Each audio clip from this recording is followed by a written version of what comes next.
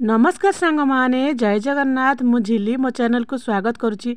आज गोटे fresh recipe को स्वागत करुच्ची। आज मु बनैबी आपण मानक पई गोटे सुंदर रेसिपी जोटा कि माछ बेसर। जो यही माछ बेसर माने वर्तमान तो खरा जमती चली जदि से माछ बेसर को जदि ठीक वे जदि आम बनैबा ताहले खाइबा को बहुत बढ़िया लगिबो।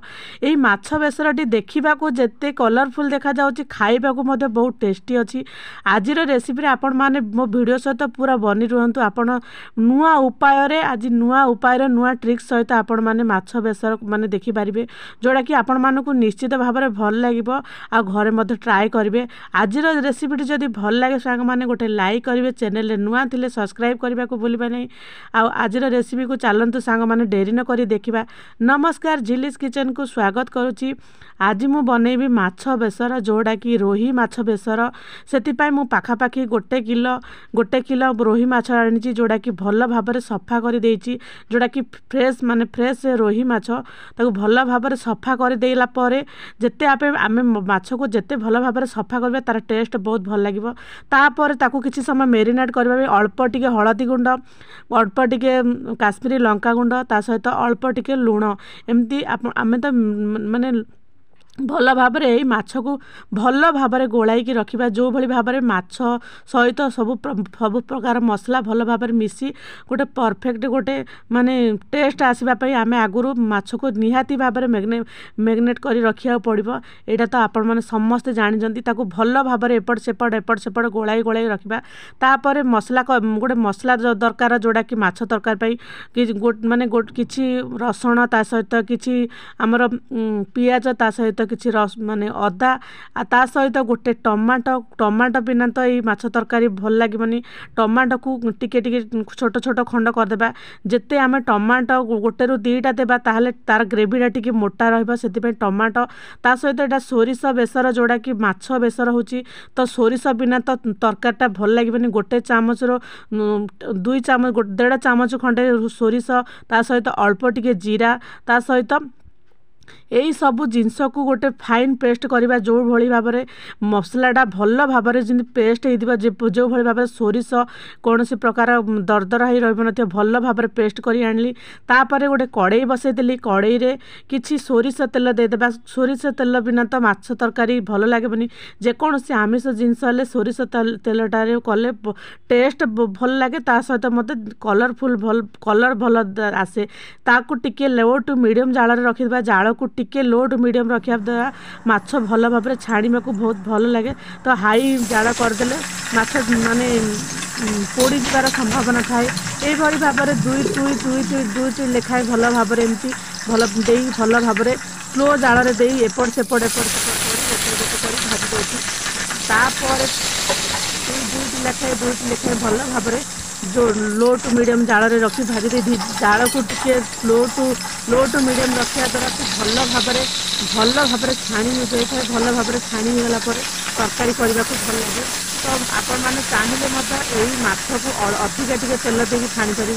जेहेतु माछ तरकारी बनाऊँगी मु अल्प टिके तेल देकी जमती माने कड़ई अल्प रही भाव में भल भाव में माछ को भल भाव में छाणीदेली। देखूँ भल भाव में रोस्ट कर छाणीदेली जी दरकार। यही माछ को टिके अधिका रोस्ट करिया दरकार नहीं जोड़ा कि माने हार्ड टाइप लगे। तापर किछि सोरिष से सोरिष तेल रे अल्प टिके चीनी देदेबा। अल्प टिके चीनी देवा द्वारा से माने कलर आसी थाए। ता सहित माने तरकारी कलर रही थाए।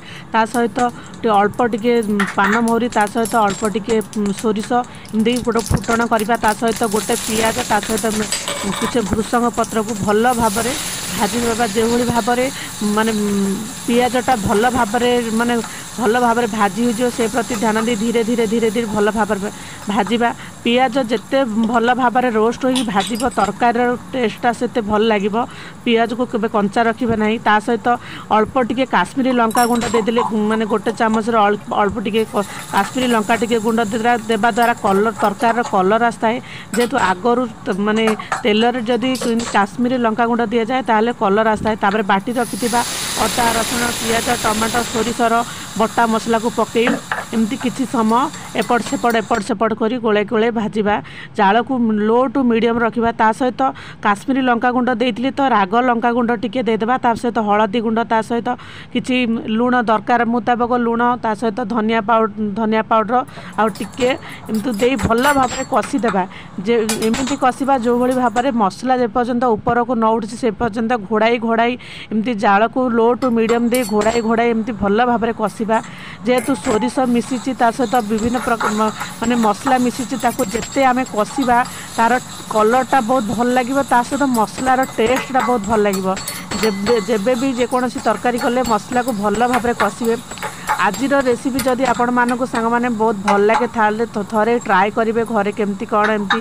माने माछ तरकारी बनाऊँच भल लगे गोटे लाइक करेंगे चैनल नुआ थी सब्सक्राइब करेंगे ये भाव मसला तो भल भाव में कषि गला ता सहित गरम पानी टिके देबा गरम पानी देवा द्वारा माने अल्प समय भितर इंस्टांट हो ता सहित मध्य देखिए माने जो मसला मिसिची से मसलाटी ऊपर को उठी तार तेल ऊपर को उठी ता सहित भाजी रखि माछ को आगरू भाजी रखि माछ को गोटे गोटे कोटे गोटे करी एमती पकईदेवा गोटे गोटे पकईदेला माने जाल को लो टू मीडियम रखी धीरे धीरे धीरे धीरे ताकू भल भाव में रखा जो भाव में माछ न भांगे से प्रति ध्यान दे टिके टिके टिके टिके जेकोसी आम से चामच साहाଯ୍य एपट सेपट करवा किसी समय एमती घोड़ाई देवा किसी समय घोड़ाई देला देखंतु सी पूरा सेट हो जाए आगो ता सहित मत पूरा लुण सहित भल भाव में सेट हो जाए बहुत कलरफुल देखा जाउची माछ तरकारी आशा करुँची आज रेसिपीटी निश्चित भाव में भल लगी आउ जूस माने माछर जूसटा मध्य बहुत बढ़िया